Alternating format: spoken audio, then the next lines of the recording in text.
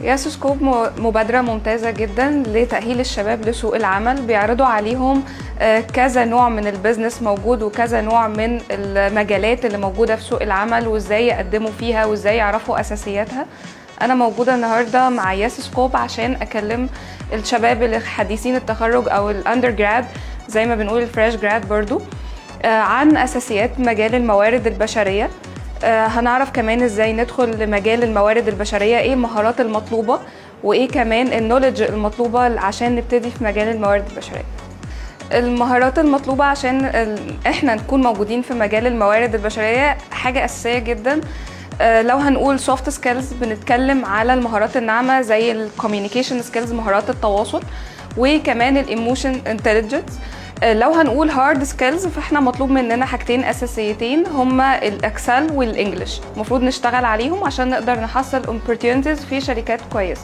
مبدئيا معظم الناس بتخاف من بتاع الاتش ار عشان هو يمكن يكون اكتر واحد ليه علاقه بالمتقدم على الوظيفه من قبل ما يدخل الشركه.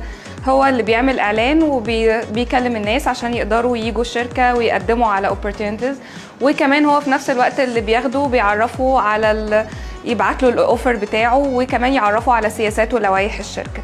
ايه بقى المعايير اللي تخليني وانا في المقابله اكون مش متاكد ان انا هكون اكسبتد من بتاع الاتش ار ده او لا؟ ان انا اكون مطابق للوظيفه اللي انا مقدم عليها. كل ما كنت بقدم على الوظيفه بشكل صحيح وعارف متطلبات الوظيفه ايه من سوفت وير او سوفت سكيلز او مهام وظيفيه، كل ما كانت نسبه القبول على الوظيفه اعلى من اي حد تاني. بنجهز نفسنا ازاي لمقابله العمل؟ اولا الاتش ار بيكلمني في الفون، بيكون محدد لي لوكيشن وميعاد مناسب للمقابله. فانا بروح في الميعاد بتاعي قبليه ب10 دقايق او ربع ساعه عشان لو حصل اي مشكله في الطريق ما تاثرش عليا واتوتر اثناء المقابله.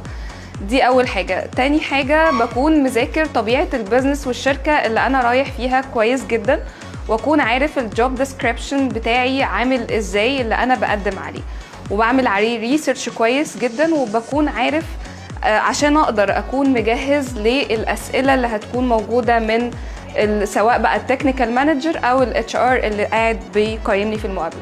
طيب انا بجاوب على الاسئله ازاي؟ بنجاوب على الاسئله بحاجه اسمها ستارت تكنيك، وهي تكون ان بالمختصر ان الاسئله بتتسال بشكل محدد بيتجاوب عليها بشكل محدد.